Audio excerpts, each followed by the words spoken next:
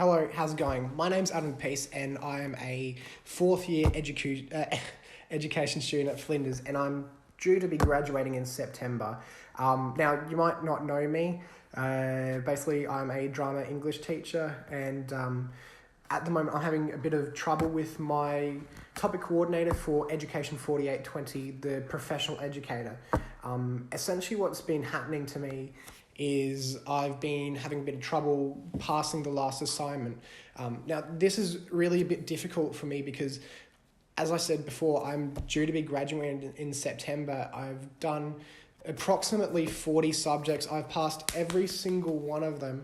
This is my last assignment and I'm 9% down, and for whatever reason, I'm not being given the opportunities I deserve to succeed.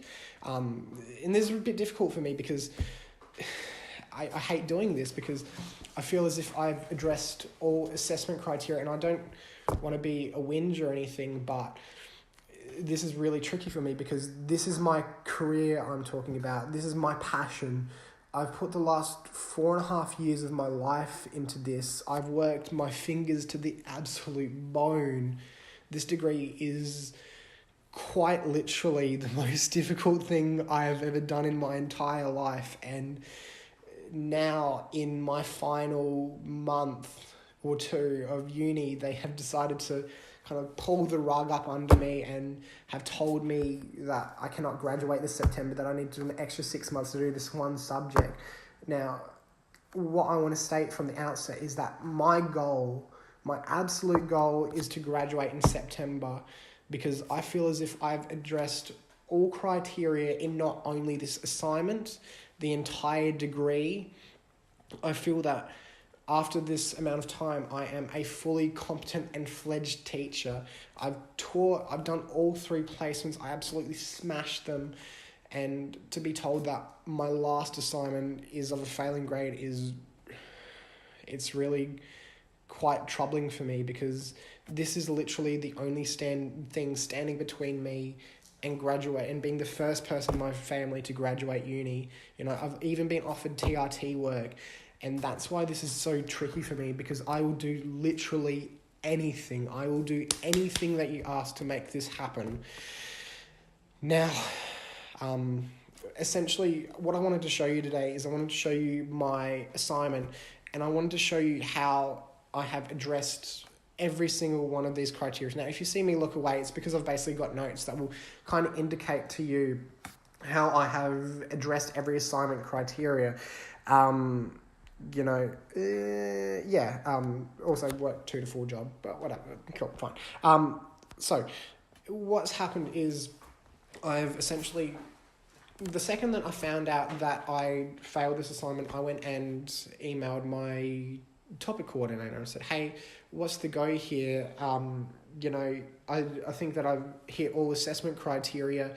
How have I failed? Because basically I got 8 out of 35 originally, and basically had 2 lines of dialogue, no attached rubric, and I'm like, this is not right. Can you at least send me back the rubric that'll basically show me where I have not addressed the criteria? So after about 10 or 15 emails later, I finally got it. And it is over here. So as you can see here, basically it just said introduction, not included submission, no links to the APSTs. Oh, sorry, this is part 2. No links to the APSTs. Case studies contain rudimentary observations, no evidence connecting professional knowledge to professional practice, and a few other little bits and bobs, which I'll explain a little bit later. So what I wanted to do now is I kind of just wanted to go through the assignment sheet and show you how I've addressed all this. Basically, when I finally got the rubric back, that night I sat there and I spent God knows how many hours addressing every single thing in this, and then I sent it back to my topic coordinator and I'm like, hey, is this kind of what you're looking for? Can you reassess it, please? And I was told flat out no, which is horrible, but besides the point. With that being said, let me take you through my Eportfolio and show you how I've addressed every single assessment criteria, because I do honestly believe, to the bottom of my heart, I wouldn't be making this video if I didn't, that this assignment hits all assessment criteria. So first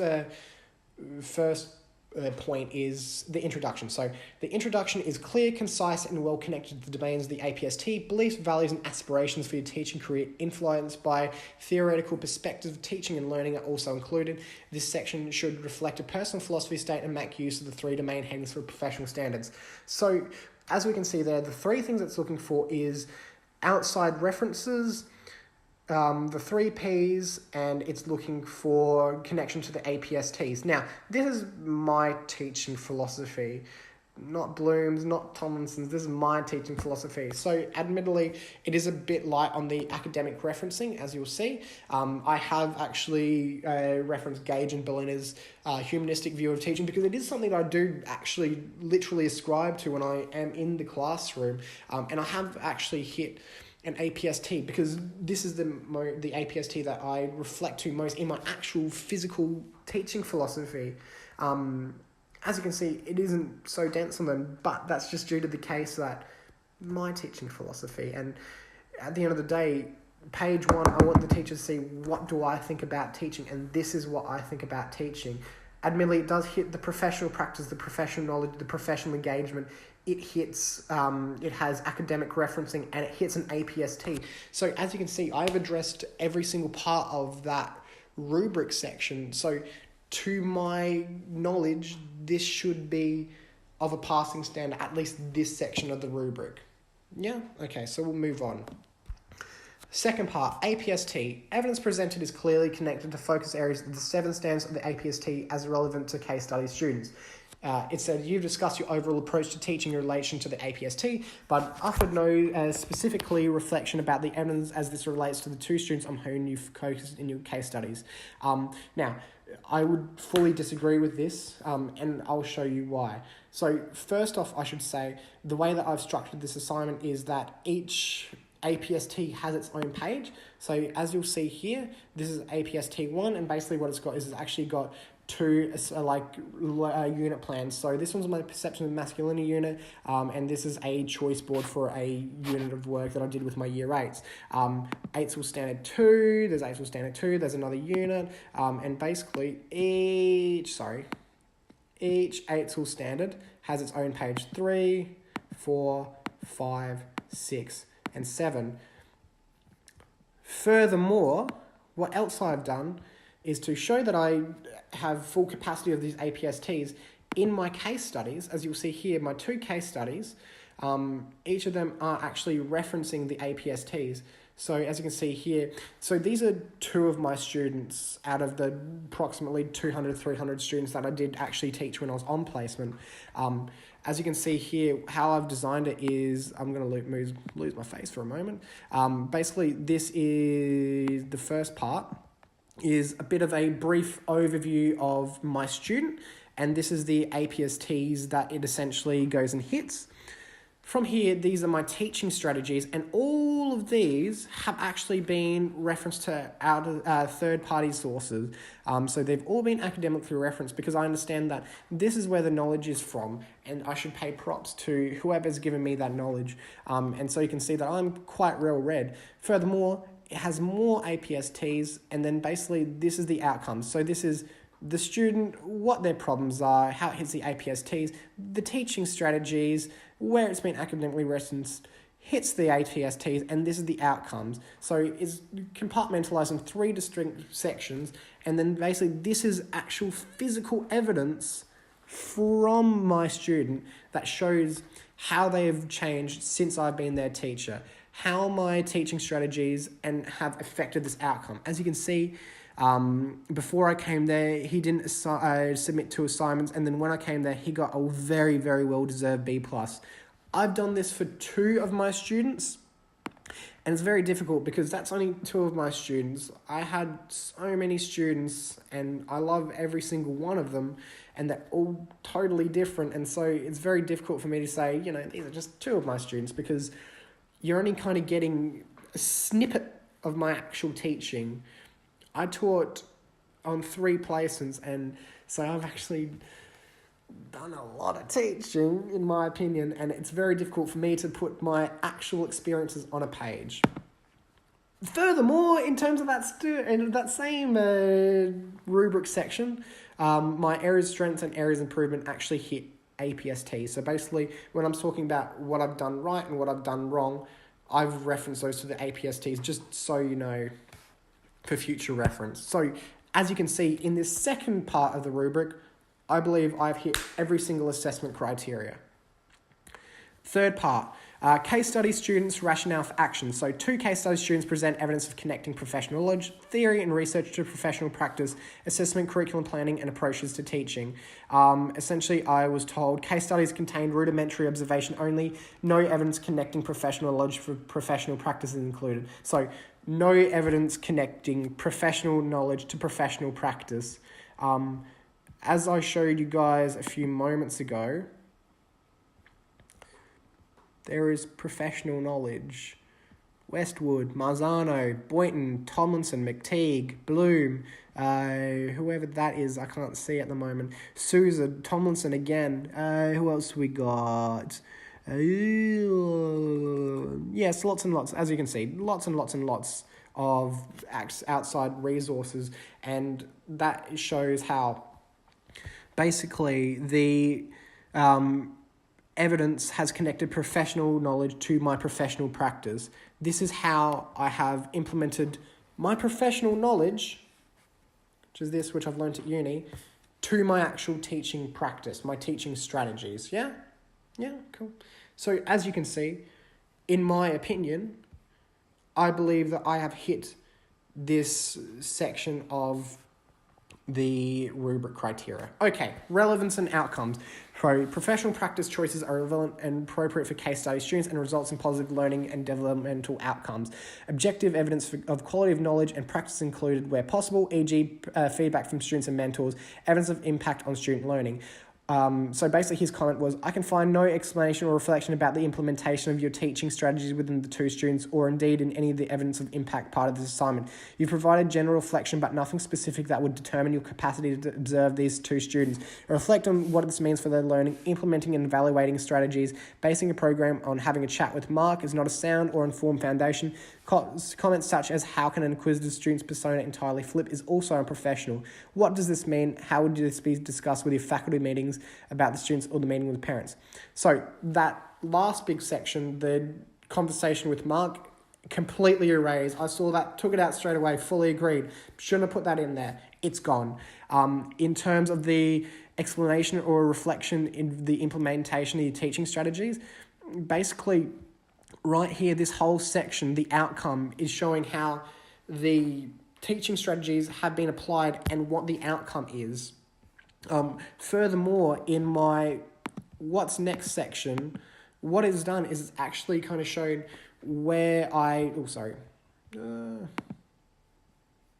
it's essentially shown where I've done wrong in my teaching career, what I've done right, and where I can do and improve. So this has been done by not only my personal reflection, this is also a culmination of what my mentors have told me, because by the time that I was writing this, I was still on placement, and so essentially I didn't have the opportunity to go and put my actual screenshots of my final report into this assignment, because at that point they just hadn't been released yet. I have actually put in some reflections from what the students have told me. So this is actual feedback from my Year 11 English Studies students. And basically I've used that. I found where I've gone wrong, and I've put into this assignment where I will proceed to go right in the future. Okay?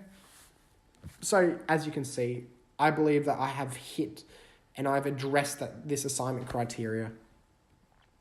Now, where else are we? Critically self-reflective, evidence of reflection of practice and actions in response to feedback from students, mentor teachers, and university liaisons. When presented as a folio, it would be important to include, no evidence of this in the text, apparently. As you can see, there's a whole page right here on my feedback to myself. Admittedly, it's not the most dense thing in the world, because when I'm applying for jobs, I'm going to be like, hey, this is why I'm not so good at being a teacher. But generally speaking, in terms of my actual professional practice, my professional teaching, seldom would I actually get many negative complaints. I mean, over the course of my final placement, when I was working as a point 8 teacher from day one, in charge of all the assessment, unit planning, marking, I was the teacher, day map uploading. There was nothing that the other teachers did that I didn't do. I was, in my eyes, a full-time teacher. The only things that they ever mentioned was I talk too fast, my language is sometimes a bit too complex for the students. I don't often do that many lesson plans, and I lack on my day map uploading. These were just the things that my mentors and my students told me, because my liaison, honestly, every time she'd come to my class, she'd seldom have anything negative to say, because she was really quite impressed. I mean, you can ask her yourself, Trish Newport, she's fantastic.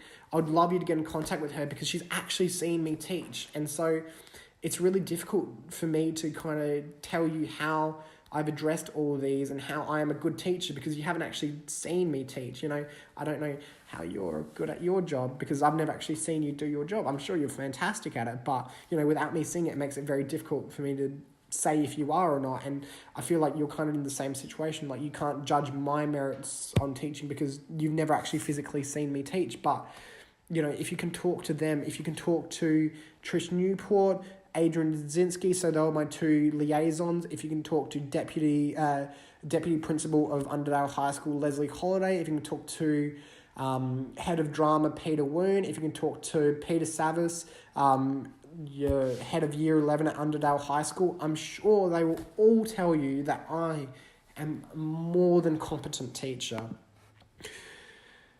Okay, furthermore, where are we at? So we've hit this. So obviously I've hit this reflective box. Ethical considerations. The portfolio does not identify the case study students or schools that may attend use of any photographs, blah, blah, blah, blah, blah. There is nowhere in this entire assignment you'll find a student's real name or reference to the actual school. And as you can see, what I've actually done further than that, every time I've uploaded a picture, I've actually got a little note that says feedback from student, and it says, this piece of evidence has been used after getting permission from the student and my school's line leader. The student's personal information has been removed for ethical considerations. So as you can see, I've actually taken into account the ethical considerations and have put a little blurb here. So basically you can see that I know what I'm talking about. These kids are not in danger. I've not put any of their personal info there, and the info that I have put up there, I've asked them for. Yeah? Okay, where else are we going?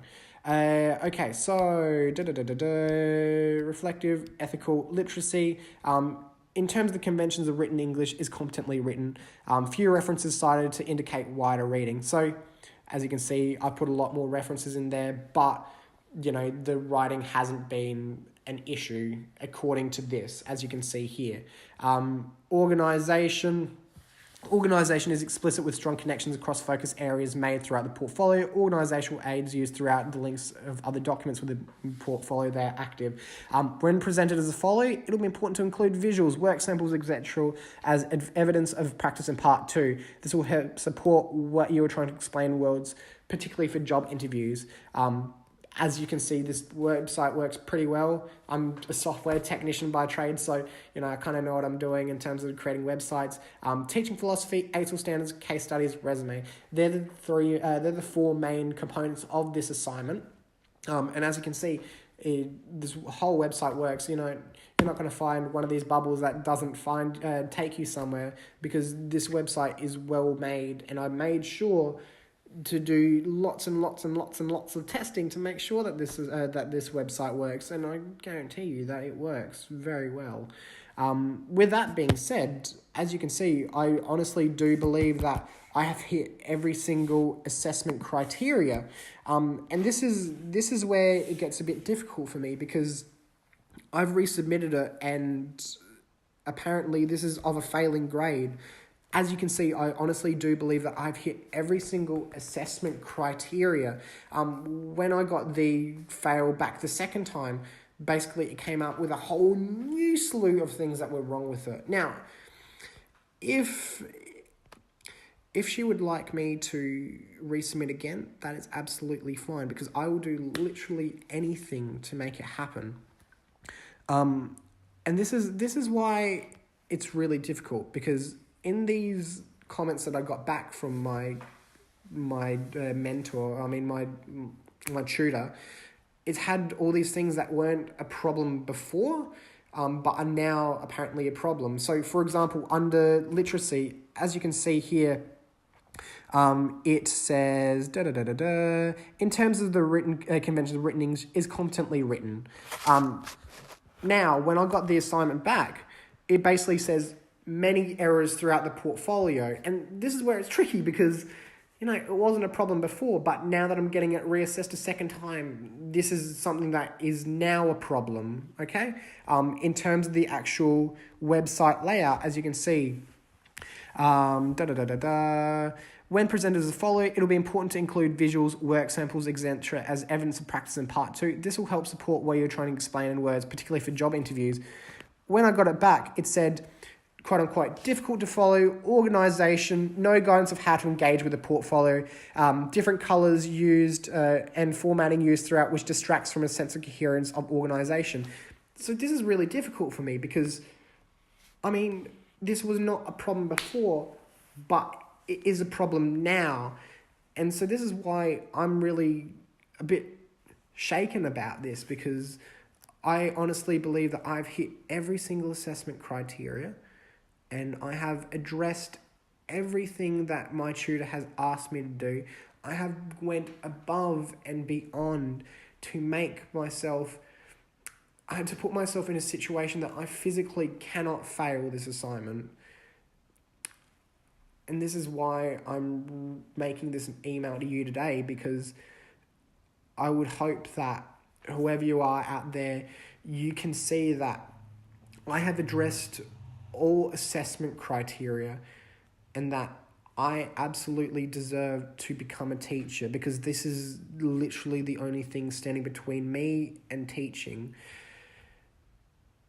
Please do whatever you need to do to give me the opportunity to succeed, because that's what education is about. We're all trying to reach the same goal. We're all trying to succeed. And it really feels hyper hypocritical and fundamentally ironic to stop me from proceeding with my career. I've done everything this university has asked for. I have worked my fingers to the absolute bone. I have shown my competence time and time and time again, and to have it pulled out from under me on my last assignment is horrible. It's horrible to say the least, and it's absolutely been playing with my mental health, because as you can see, I believe I've hit every single assessment criteria, and that's why this is really, really, really, really difficult for me, because whether you like it or not, I am a teacher, and I honestly do believe that I am a teacher. I embody this, and it is my passion. It is my love. If it wasn't, I wouldn't have put the last 5 years of my life into it, and I will do anything to make it happen. So please, please, please, please, please, please give me the opportunity to succeed.